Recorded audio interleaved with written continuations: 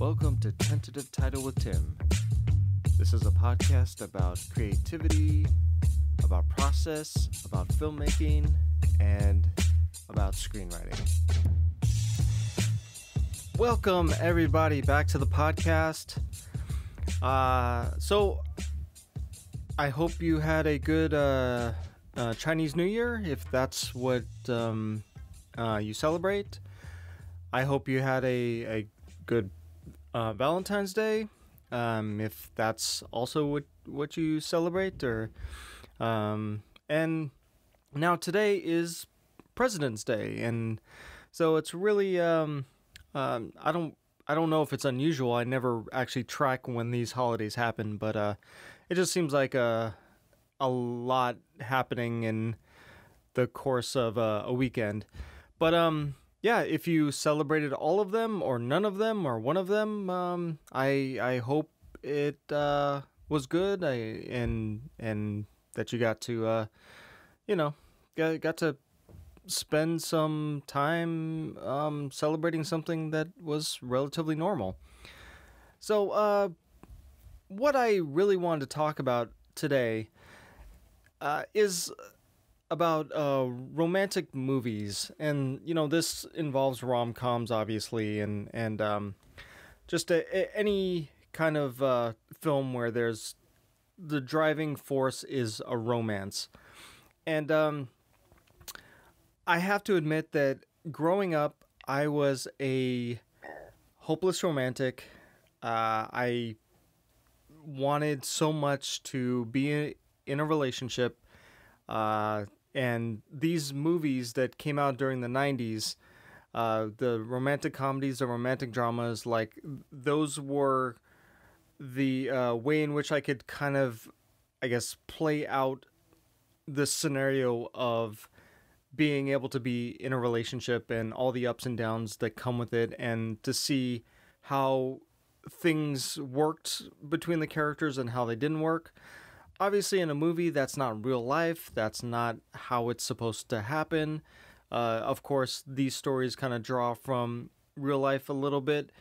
But, looking back at it, at those films, some of them were kind of like, yeah, that's not the way it's supposed to work in real life. You don't actually do this because that would be considered to be kind of creepy, or to be...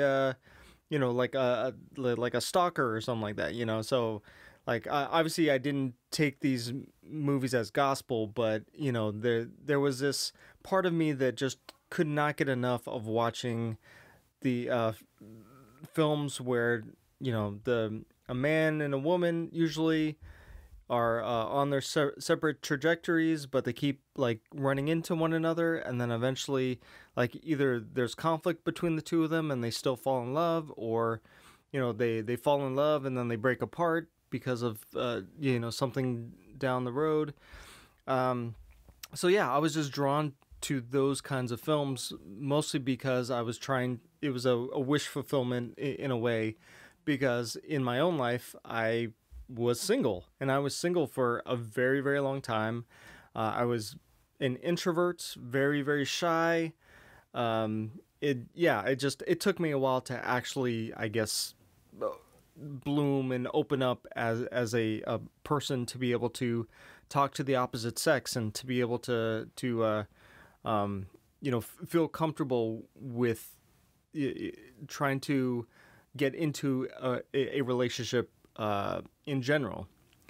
And so there was the time in the 90s when the Nora Ephron romantic films, romantic comedies were prevalent, and they usually had big stars, like I think about like Tom Hanks and Meg Ryan.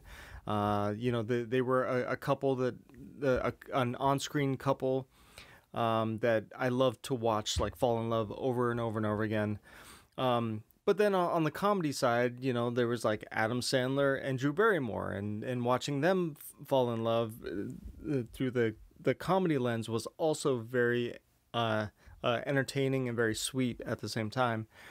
So, but it seems like the idea of romance, of chivalry, of just kind of like this unconditional love. I don't know, like, where we are in terms of a culture, because there's one side of the culture that is very much transactional, and it's like, what do you bring to the table, and I will bring what like, it's like, what do you bring, and I'll bring what I bring, if that makes any sense. But it's more about that, and um, I was kind of I grew up with the kind of the chivalry side of it, where it was like I would try to do all that I could to provide for who I was attracted to, or who I fell in love with, and but that doesn't seem to be the attitude nowadays, and I kind of, it seems like it's in terms of like the what we see in pop culture, what we see in films, there's kind of like this divide. There's kind of a there's still some like throwback to those romantic movies of the 90s, but now they're more of a trying to like kind of break it apart a bit, make fun of it, kind of subvert the expectations of the audience, and say, well, we had this couple that we set up was going to be together, but by the end of the film, that's not going to happen anymore. Or, if it's a series, there's multiple people that the main character dates before they actually end up with the person they're supposed to end up with. In a way, it kind of seems more realistic to have that kind of arc in a show, because that's kind of how things can go in real life, where even if somebody if two people are kind of, I guess, quote unquote, meant to be together, sometimes it doesn't actually happen until those two people have gone their separate ways, and realized that what's out there is actually not what they're looking for, but the other person that they didn't quite consider to be the right fit is actually the right fit.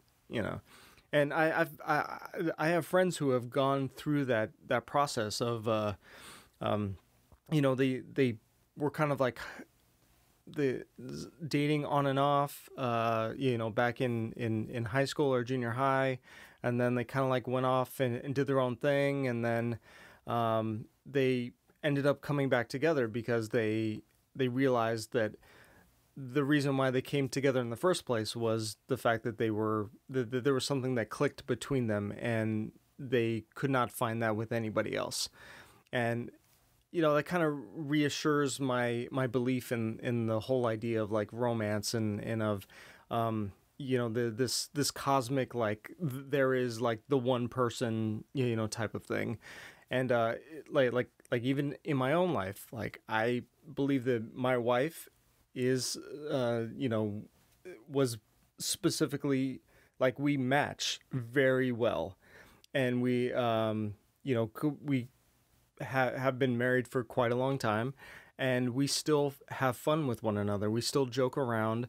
We still have, we still act like we're friends, and we still act like more than friends, So I have to believe that that kind of relationship still exists, because I'm currently in that kind of relationship.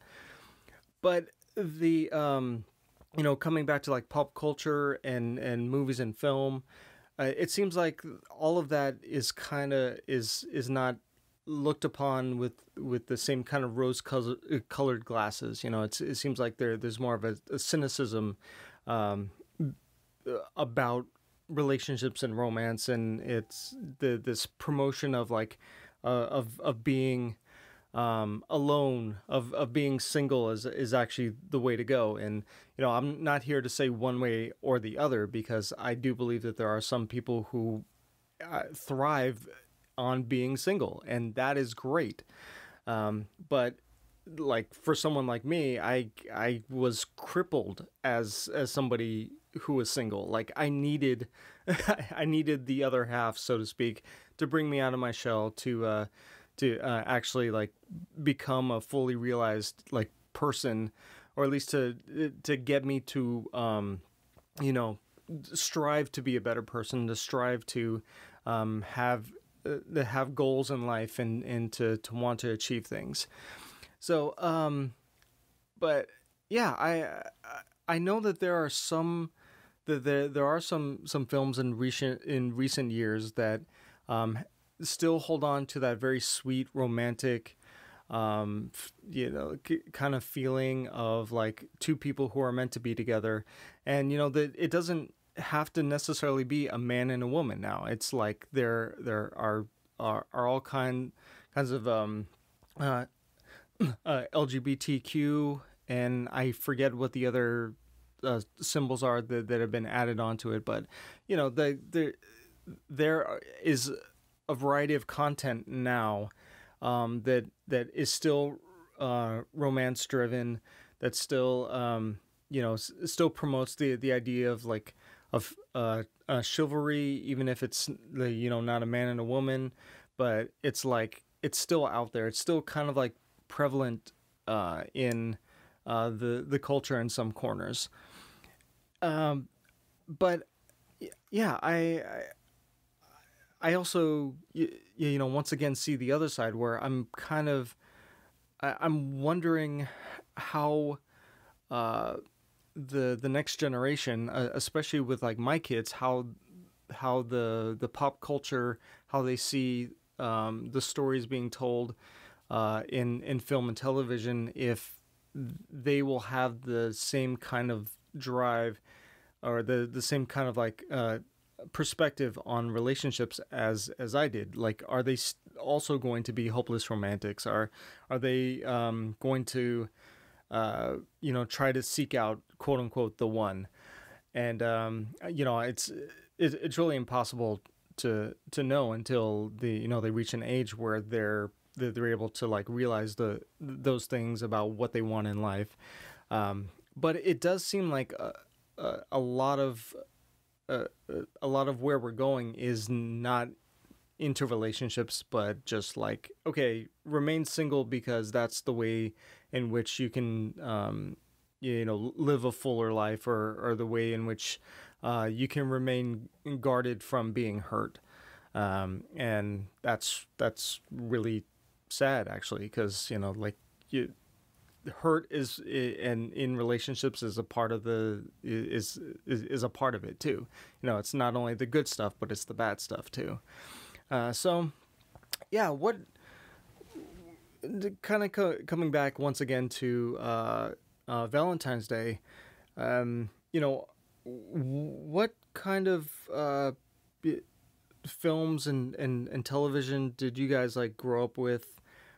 Did that inform your way, the way in which you looked at the world, and what kind of relationships you wanted to have in your own life? You know, was it something that like it built up your expectations about what you wanted in a relationship, and then when you got out and started to like to date and have relationships, like did the whole idea of what was built up on the screen kind of fall apart, because the real world is the real world, and things don't work out the way they do in movies? Or if you're you know, writing a script, or if you're directing a film, like that is romance based, like, are you holding on to the kind of the old ideals of like chivalry in the story, and trying to promote the idea of you know, like two people kind of meant to be together, and they kind of do whatever they can to kind of sacrifice for one another, because that's just how strong their love is for one another. Yeah, I you know, I kind of want to know what what you guys think, because you know, like I said, I don't see much of it now. Like I see pockets here and there, like I see some stuff on Netflix, But a lot of it is just kind of like talking about like romance and love in a very cynical way, and in a way it's kind of good because it sets the expectation that don't expect like Prince Charming to come in and save you. Don't expect a princess that's gonna love you forever. It's like those kind of like old ideals are not realistic, but they kind of they in a way they were like aspirational. They were like, well, you could have a relationship like this if you try, if you like do these things, you might possibly have the same kind of relationship that you're seeing on screen, even though it's going to take a lot of work. And that's another part of the on-screen romance is that sometimes they don't show how hard it is to actually have a relationship, how hard it is to when things are really bad, how to kind of hang in there. So all right, guys, that's all I got for today. I just wanted to kind of speak on the whole Valentine's Day thing, because it's something that has been, I've been thinking about this for a while. I've been wanting to write a romance type of story, because, like I said, it's what I grew up on, and I really love those kinds of stories because I think they kind of reinforce the idea of like, your life in a relationship is ends up not being your own, but you're living for yourself and you're living for the other person. And if you have kids, you're living for them as well. And so it kind of like takes the selfishness, out of the equation, and reminds you that like love is about self-sacrifice. Love is about trying to do the best you can for the good of the people around you, for your significant other. And I don't know if those ideals are being promoted enough, and it just I don't know. So all right, guys, make sure to wash your hands, social distance. I know it's weird talking about romance and talking about social distancing. That doesn't really go together. And wear the mask, all that good stuff. We'll get through this, and we'll be able to hug one another. And we'll be able to look back and say, wow, that was a weird time. But we don't have to worry as much about this virus. And all right, guys, I'll talk to you in the next one. And also, if you want to connect with me, I have an email for the podcast. It's tentative.title.with.tim.podcast@gmail.com. Also, I have a Twitter account for the podcast where I post episodes, and that is @title_Tim. And you can find also on the Facebook page, I have a page for the podcast, so you can connect with me there. Looking forward to hearing from all of you, and until then, I'll catch you on the next one.